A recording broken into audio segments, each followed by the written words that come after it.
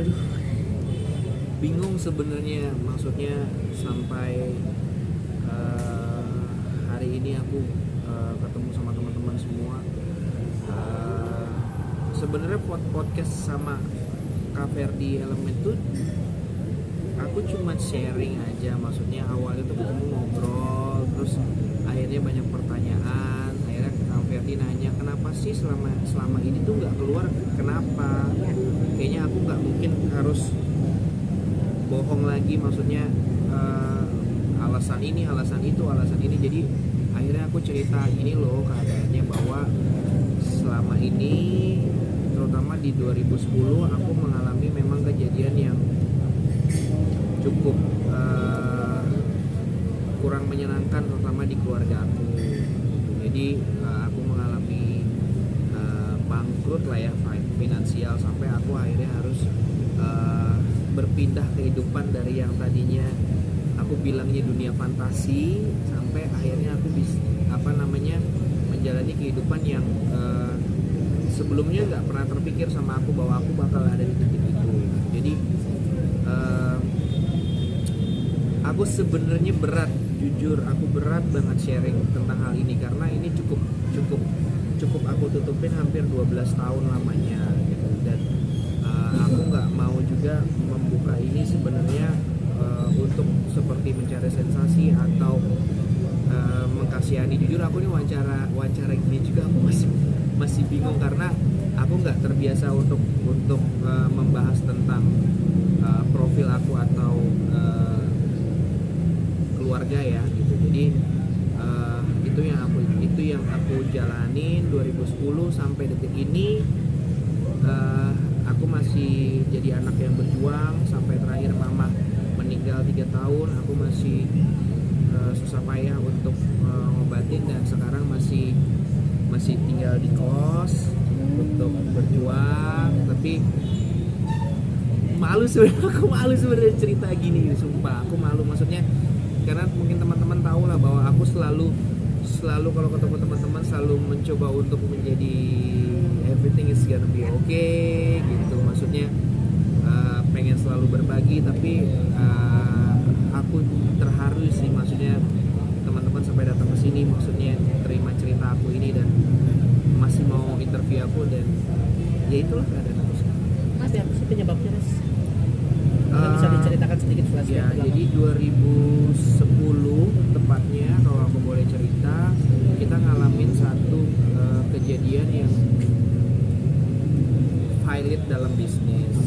Tapi ada faktor yang aku juga nggak bisa tutupin. Jadi di rumah tuh pernah kejadian bola api jatuh, terus pajangan di rumahku tuh tiba-tiba runtuh tanpa sebab sampai belingnya tuh kayak pasir-pasir. Terus mama sempat mengalami ya nggak ingat siapapun, keluar dari kamar mandi tanpa busana, sampai tidur di bawah dan di samping rel kereta api sama papa. Jadi itu udah dialamin. Tapi sekali lagi aku maaf nggak mau masuk ke dalam hal yang bisnis atau menyalahkan siapapun. Terus akhirnya kerugian bisnis sampai semalam tuh bisa 12 miliar. Mungkin kalau orang-orang yang mengalami pada saat itu berpartneran sama papa atau mamaku, mungkin mereka tahu lah ceritanya. Tapi kembali lagi bahwa itu yang menyebabkan berpindahnya dari kehidupan dunia fantasi, tiba-tiba aku menjalani kehidupan yang dimana aku sewa rumah itu kalau nggak salah 500.000. Terus aku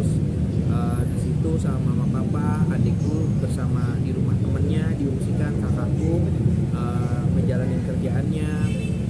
Terus aku dapat kontrak dari Parahayu 2010 dikasih uang 5 juta sama Parahayu. Terus aku habis itu tinggal di rumah DJ Sumantri. Aku ngikut sama dia.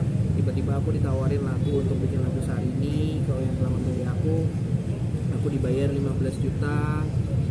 Aku pindahin rumah ke mama papa ke sebelahnya. Tapi di situ aku masih dalam proses dikejar sana sini, karena kita nggak bisa bayar tenan. Aku nggak ngerti sih detailnya, karena aku tidak berani menanyakan pada saat itu ke mama papa, karena kondisi mama juga lagi unstabil, papa juga harus ngurus kesana sini. Jadi waktu berita ini keluar juga tadi aku teleponan sama papa cuma bilang ya nggak apa-apa, akhirnya semua orang berhak tahu cerita kita yang sesungguhnya. Tapi kata papa, dalam bisnisnya intinya kita hancur, ya tidak ada lah yang mau seperti ini. Jadi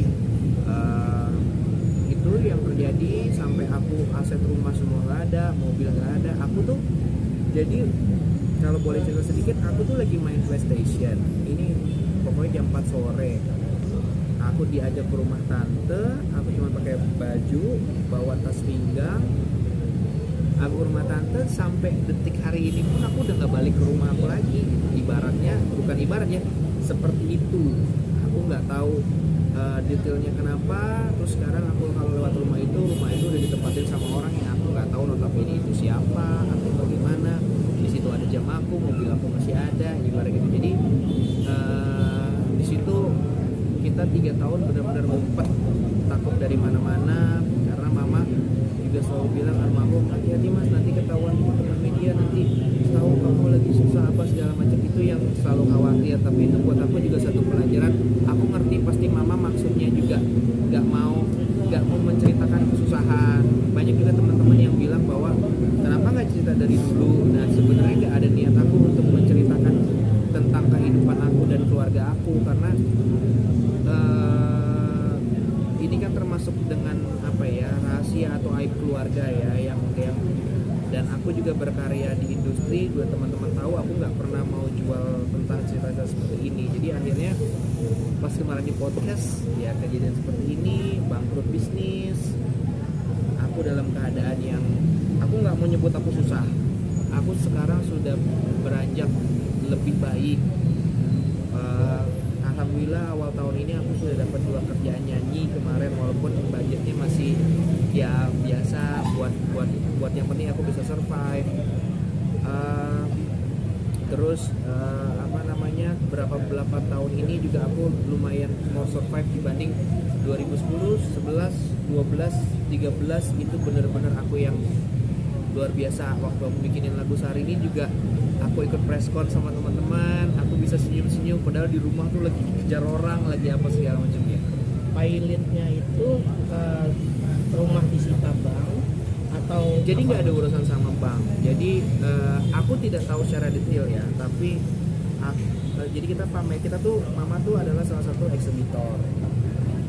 Terus kita di salah satu perusahaan, terus kita bikin pameran, kita pilot. Jadi aku nggak ngerti semenjak kejadian bola api itu tiba-tiba kita bisnis satu malam rugi, kita bisnis ini rugi di dalam eksebitor itu pameran. Jadi nggak tahu kenapa, aku pun bingung. Maksudnya gini, kok bisnis bisa sampai rumah semua habis, mobil semua habis, sampai ibaratnya minus. Nah itu pun sampai sekarang juga masih teka-teki buat aku. Tapi papa mama selalu bilang kita tidak ada urusan sama uang orang atau apa. Jadi mungkin aku nggak ngerti lah, kalau pameran itu kan kita kayak misalnya pameran PRJ, kita kan harus bayar sekian puluh miliar untuk sewa tempat, untuk ini. Tiba-tiba pesertanya udah oke, tiba-tiba peserta nggak bayar ya, kita kan harus menyelesaikan itu. Jadi berapa kali pameran dari mulai 2008, 9, 10 habis, dan benar-benar 2010 itu gone semuanya. Jadi nggak ngerti lah aku itu kenapa. Yang jelas kalau teman-teman yang bisnis pameran mungkin mereka paham lah dengan sistematis yang aku sampaikan ini. Yang biasa di eksibitor pameran mereka masih paham. Guys, menerima kenyataannya seperti apa sih? Apa? Menerima kenyataannya, ya kita tahu kan dengan situasi lo yang dulu dan sekarang harus. Aku sekarang jujur ya, mungkin kalau aku sekarang cerita jauh lebih better, sudah sangat menerima, untuk diri aku udah sangat menerima keadaan aku sekarang. 2010, 11, 12 tuh aku masih bengong, masih nggak tahu mau ngapain, masih berubah dalam arti kata yang biasa pergi ke mall ganti baju, terus kalau mau nyanyi pakai berlian sekian karat, pakai anting 1 karat, mau antingnya hilang nggak peduli apa segala macam. Tapi tiba-tiba honor pertama aku dapat dari Parahayu sama di Sumantri, aku beli nasi padang sama papa sama pindah rumah, itu kita makan bertiga sampai nangis. Jadi mentalitiku so far sudah mau sehat. Justru malah aku sekarang ketakutan lagi ketika cerita ini ke-share ke banyak orang, karena aku takut teman-temanku yang masih WA karena tahu aku orang kaya, aku bagaimana, aku takut mereka nggak nerima aku. Jadi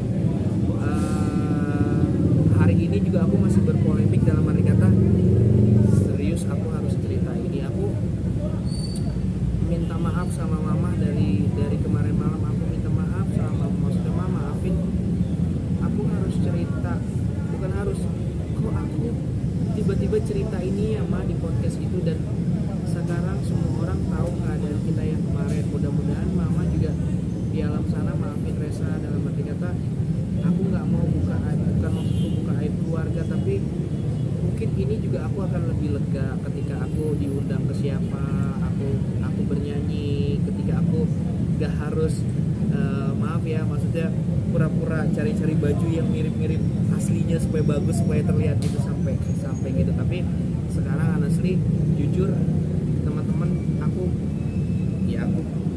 nggak perlu sibuk lagi kalau mau kemana harus sewa mobil, harus berdandan sok rapi, harus mau ketemu ini gimana nih, kita nggak punya duit, nanti kalau minum traktir gimana segala macam. Aku cuman mau rilis itu, siap mau mereka, mau teman-temanku nggak mau berteman lagi lah sama Resa bukan anak orang kaya lagi apa ya, dan kalau yang terima aku sekarang keadaan kayak gini alhamdulillah itu. Tapi aku tenangnya di posisi itu, jadi aku nggak harus berpura-pura jadi orang kaya lagi lah ibaratnya gitu, karena aku kayak di media sosial selalu nunjukin bahwa aku tidak mau nunjukin kesusahan, aku harus tetap nunjukin bahwa everything okay, foto di mobil walaupun di parkiran mobil orang, Lamborghini apa segala foto orang. Serius, yang Lamborghini sama Porsche itu punyanya Bang Jamil, bukan punyaku. Itu aku dalam keadaan udah susah.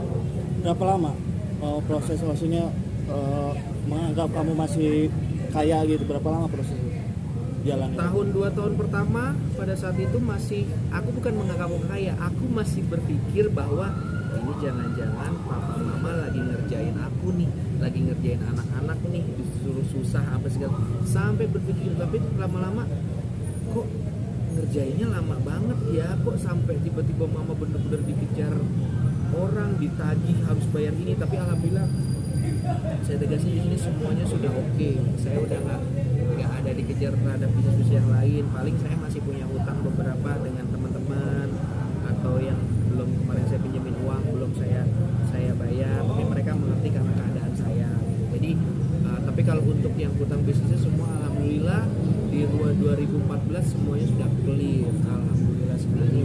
Jadi itu yang aku syukurin. Mudah-mudahan mama nggak marah lah. Sekarang kondisinya